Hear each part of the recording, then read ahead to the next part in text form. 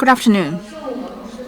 This morning, my colleague Hou Yan talked about a macro perspective concerning coals and give her projections. And this afternoon, I will be focusing on coking coal supply demand. And I'll give you some analysis and outlook. So I will be splitting my presentation into three parts. The first is price trend analysis, and second is the supply-demand situation analysis, and third would be the market outlook. First and foremost, let's take a look at the Q1 price trend of coking coal. I think the biggest feature is this high sulfur, low sulfur price difference is narrowing. In 2022, the price difference between high and low sulfur coal were around 330 yuan, and it has been narrowed to around 320 yuan per ton in Q1 2023. In 2021, it was 600 yuan, and in 2020, 350 yuan, and it was 410 yuan in 2019. Take 2020 as an example. We have imported a large amount of low-price Australian coal, which has given rise to this price difference, and which is about 350. Last year, because that is in 2021, because the import from Australia is lowered, and also the major mines in China and especially in Shanxi has been shifted to the focus of low sulfur coals. That's why that's the price difference. So this price has rise to 600 yuan, and in 2019, it was 410, which is at the normal level. Last year, because of the import from Russia, the market for low sulfur has been impacted.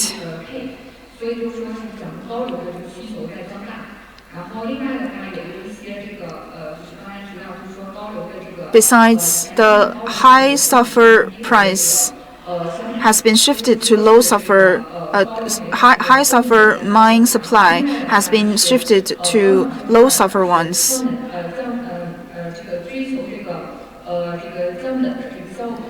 Also, the steel industries are looking to reduce their costs, so they are looking for this high sulfur coke, which also boosts the demand for high sulfur.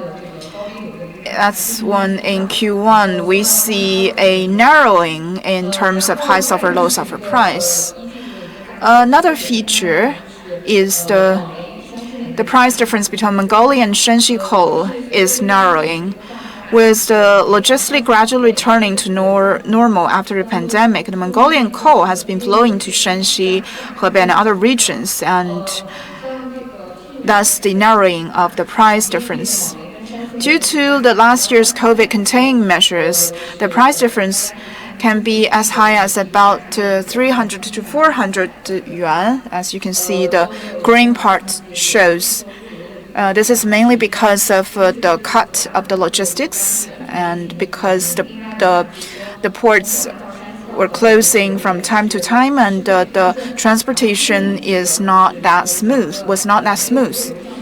This year, without the logistics setbacks, and the Mongolia coal has been flowing to Shanxi, Hebei, and other regions, especially the northeast regions of China, which impact the inland market.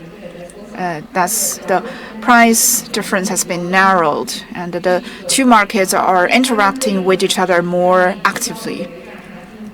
The third feature is the price difference between premium and blending coal is widening. With the thermal coal market cooling down, the price of blending coal has declined, and the price difference with the premium coal has widened. Take for example the Pingshou coal in Changzhi and Anze coal. In the past 2 years, with the ensuring of supply, the price difference was as small as about 400 to 500 yuan. So you cannot effectively lower the price for coking factories. This year, we can see very clearly that the price difference of premium and blending coal is widening. It's now stand at about 800 to 900 yuan, which is at a reasonable range. It can effectively lower the price for coking factories. I think this is another trend for coking coal. In terms of coke, let's take a look at the situation in Q1. The price coke was basically stable for 2 months, which is actually quite rare in history. The coke price stayed stagnant in Q1, and this has to do with the production of increase with steady increase in pig iron output.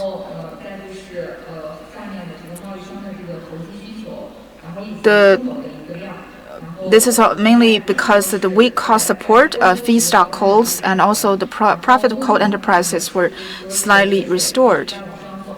We see that the pig iron production is going up, so the iron companies are not lowering the cost for coke. Next would be the analysis of fundamentals in domestic market. Here are some of our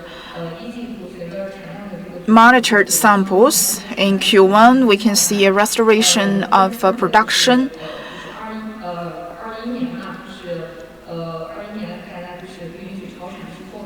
In 2021, we faced strict limitations in terms of production, and then now we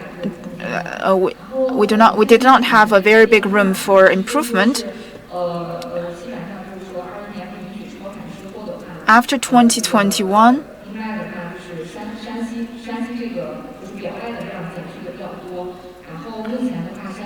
we can see that the production in Shanxi has now restored to normal level at a high position.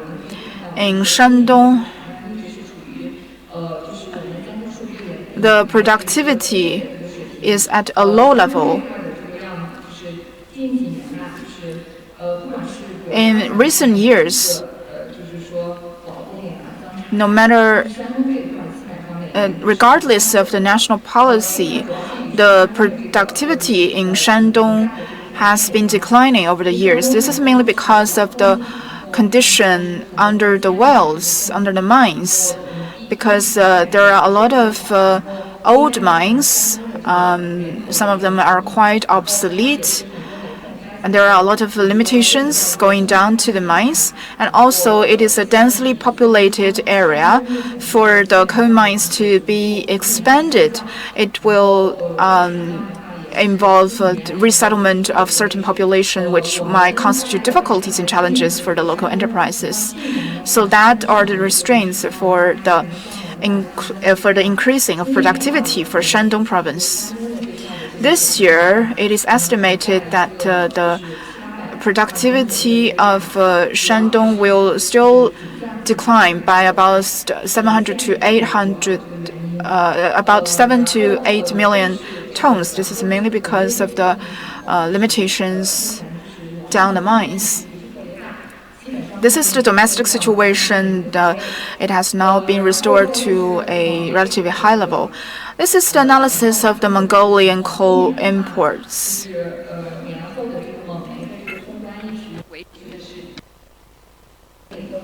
This year we have been standing at a very high level in terms of import from Mongolia, and we estimate that there is 114 tons per vehicle on a daily basis, and containers they have accounted for 90%.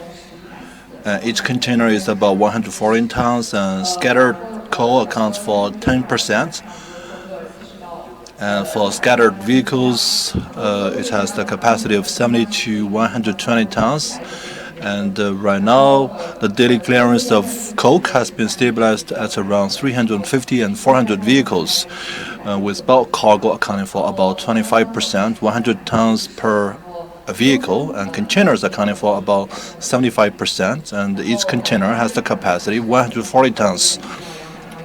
And we believe that towards the middle of the year, the daily clearance of Mandula will be stabilized at around 200 to 250 vehicles, all of which are transported by containers, with a load of 70 to 75 tons per vehicle. So Mandula is one of the three key ports for our coal trade with Mongolia. And the government has set very high targets for Mandula. For example, in 2020, it has a total clearance of 3 million tons. We have studied the situation, and we know that this year the target is set as at 5.5 million tons. For the port of 288 or Ganjimaldu, last year it was 3 to 4 million tons. And this year, when conditions allow, we may hit 15 million tons. So that is the most ideal situation that we are looking forward to. And we estimate a very high load and clearance at all those ports. Now let's talk about the three railways for coal imports. The first railway line was Tivan Tagwai to Gasusukat.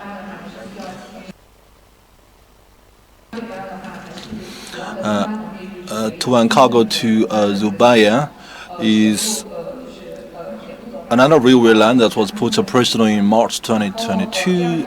It's connected to Gansu province,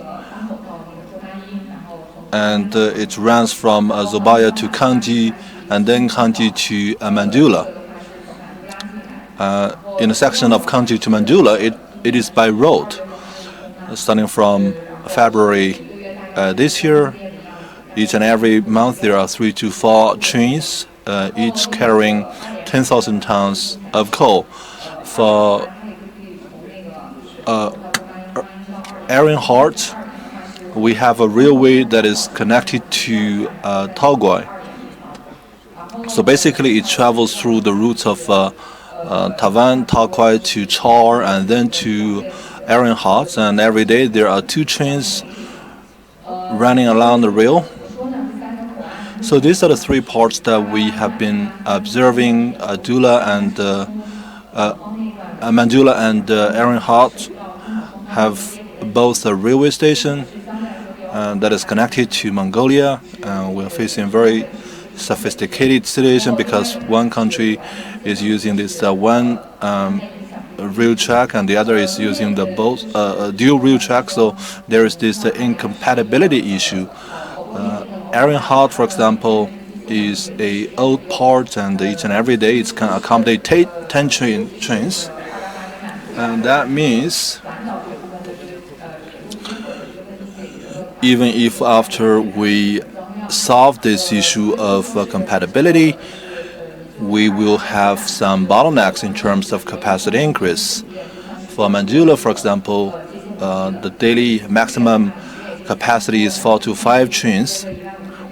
That gives you 15,000 tons per day, and that's about the capacity of 100 vehicles.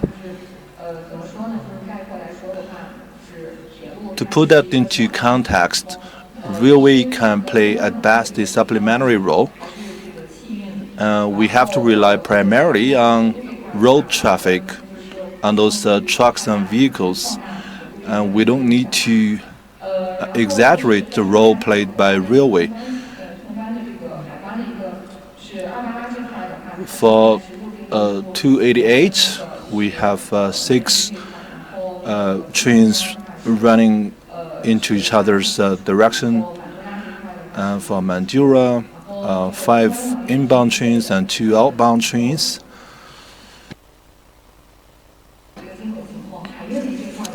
In terms of seaborne coking coal imports in February, the total imported coking coal was 6.9 million tons, which was the largest for a single month since 2022.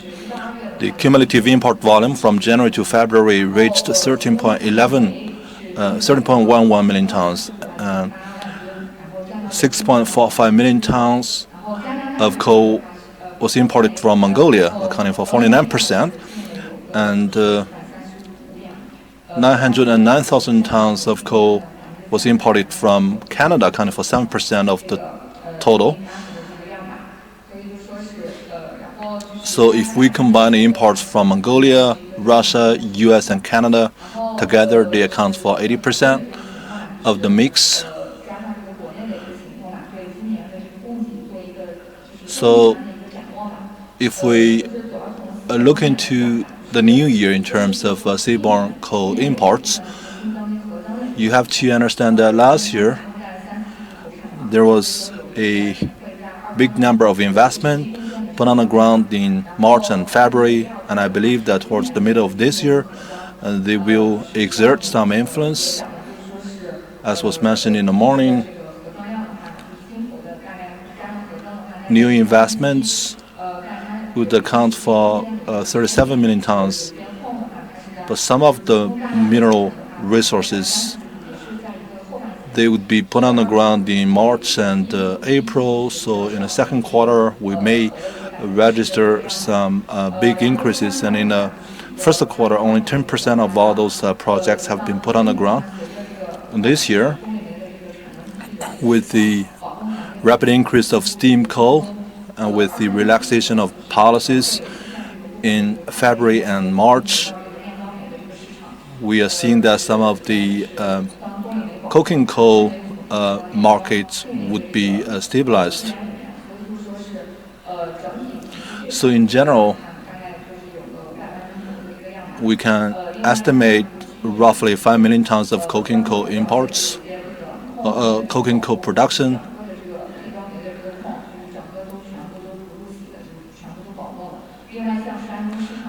In Shandong market, for example, last year, and there was this target of supplying 6 million tons of steam coal, both including crude coal and refined coal, but this will not be released to the market. But this year, the Shandong provincial government has approved the policy of destocking, and that means you can take out 2 million tons of coal out of the stock and be channeled into the market. So that is why we believe that we can have a conversion of roughly 5 million tons of coking coal on the market. As I mentioned earlier, in Shandong province, each and every year, they're cutting the capacity of coal, and this is a significant number because they are facing very sophisticated geological conditions. The excavation is going down year by year.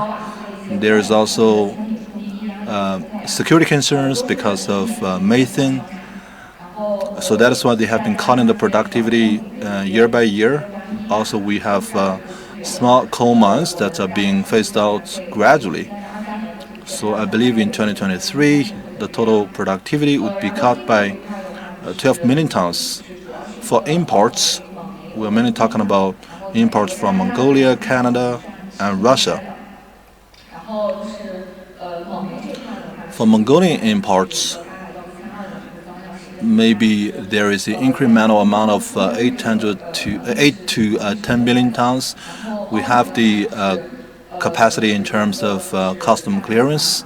For Australian imports, we project that we can have a total import of 5 to 10 million tons, because in the first quarter we had already 2 million tons of imports from Australia, so 10 million is not a very high target. So in summary, domestic washed coal growth potential would be 10 to 15 million tons in 2023, and import growth potential would reach 15 to 21 million tons. Capacity increase is hinged upon the actual demand of the market. So this is about the projection for supply. Now let's take a look at the performance on the demand side. Take a look at the chart on the left. So this is the stock of coke amongst all the coke enterprises in China this year after the Spring Festival holiday. The downstream enterprises of the industry have been destocking. They're maintaining a relatively medium or low inventory, and coking coal has increased by 3.2% year on year, which is a very good trend. But most of the enterprises at the downstream, they have been destocking. A lot of the coking enterprises, they have an inventory for 3 to 5 days, and some have a stock for 2 to 3 days. So this is a fairly low level, and there isn't much room for further destocking. In the future, they might transition from stocking to external purchases. Now let's take a look at the pig iron. In the first quarter, pig iron production has steadily risen from around 2.2 million to around 2.36 million. It is believed that pig iron output would be around 2.45 million tons based on the maintenance situation indicating a steady increase in demand. So within 2 weeks to 1 month, this will be the situation likely. So this is about pig iron. And now let's take a look at the newly added production capacity and the capacity phased out in 2023. The newly added production capacity is still very large, and there will be a large number of 4.3 meter coke oven eliminations. This will be a big year for the elimination of 4.3 meter coke oven eliminations, and the demand for high quality coking coal will continue to increase significantly in 2023. In the past, a lot of the 4.3 meter coke oven will still be allowed, but if we transition to high furnaces, we will have to use at least 20% of the refined coal, and that means the demand for high quality coking coal will continue to increase significantly in 2023. So this also tells you that the high quality coking coal is more resilient to price drops.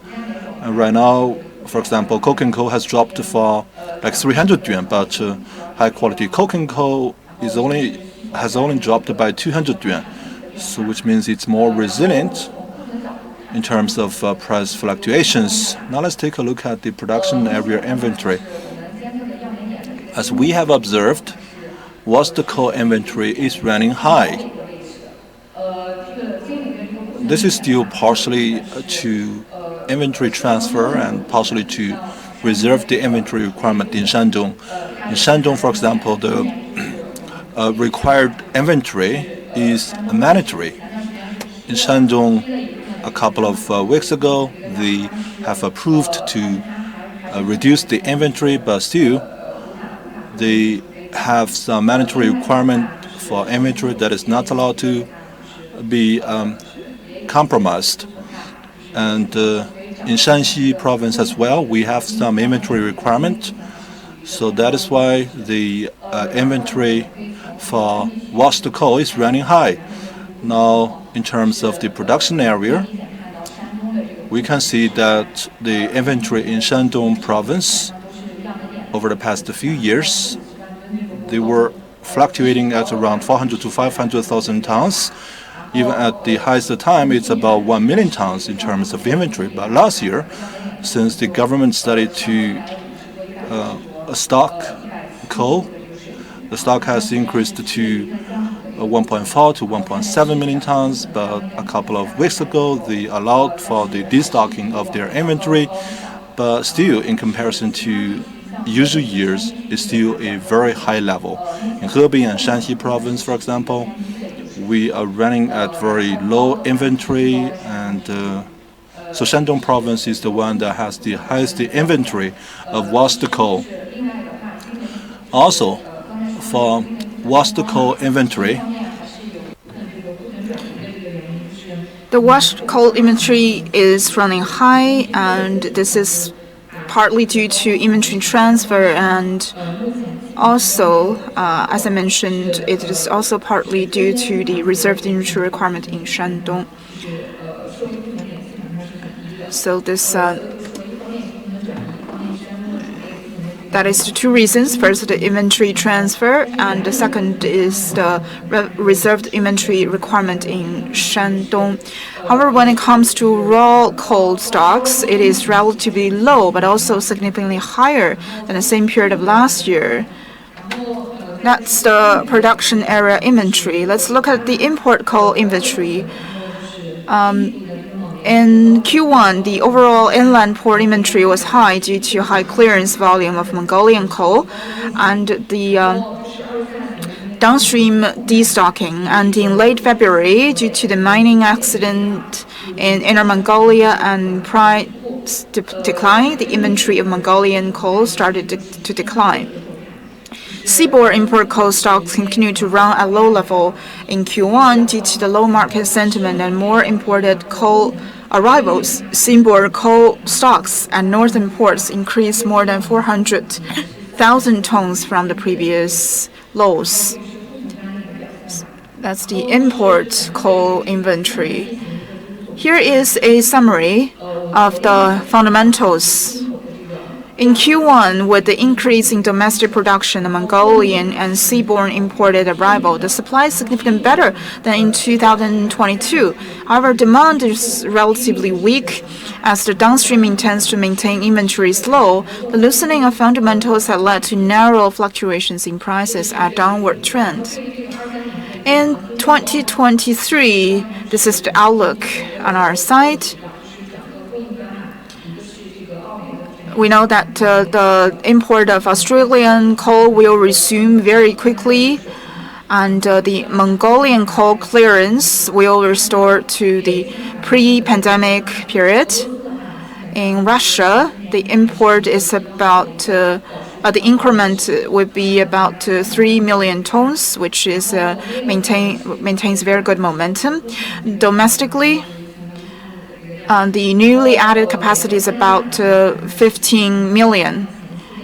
And Canada and the U.S. coal import will remain steady. In terms of supply, we can see that these are our capacity, and the total capacity is about 36 million tons.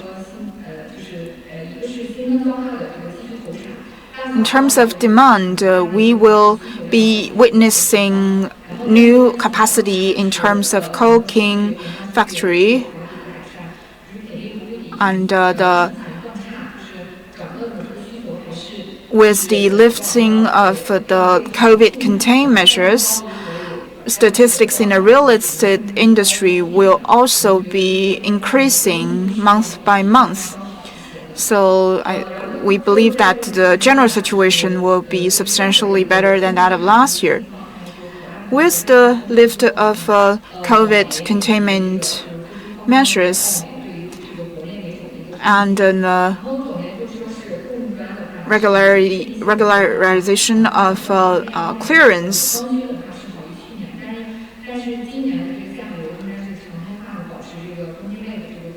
we will be seeing this long-term contract coal price and spot coal prices shifting downwards, and also the fluctuation range will narrow greatly.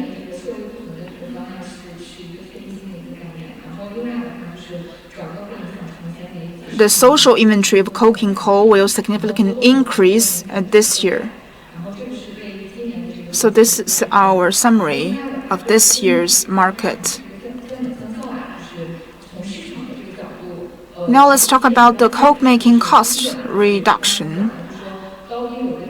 So the first would be the narrowing of price difference between high sulfur and low sulfur coals. And the mid to high sulfur primary coking coal would be more resistant to market downturns.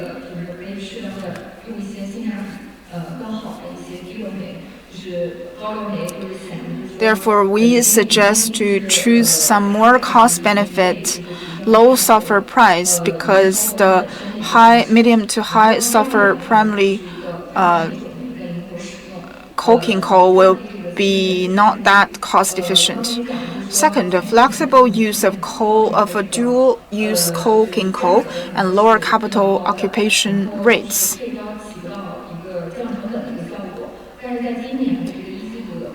In Q1 of this year, the price of coke has been taken effect, and it is playing an important role in lowering the cost for coke making enterprises. And three, we are experiencing cost reduction for Mongolian Russian coal.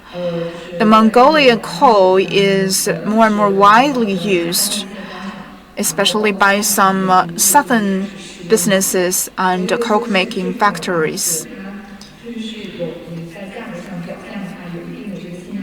So the Mongolian coal is very cost effective, and so is the Russian coal. And fourth is the improving product yield of chemical products. From the end of last year to earlier this year, from coal to coke, most factories are not generating a lot of profit, and profitability is low. However, starting from Q1 of this year, we are seeing an improvement in this regard.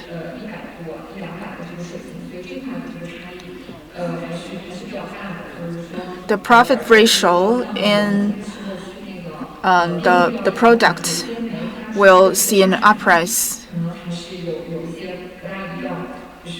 But we are also seeing some differentiated situation in different factories and different types of coals. I think it's also a topic worth studying. So that's the general outlook of this year's market. Thank you.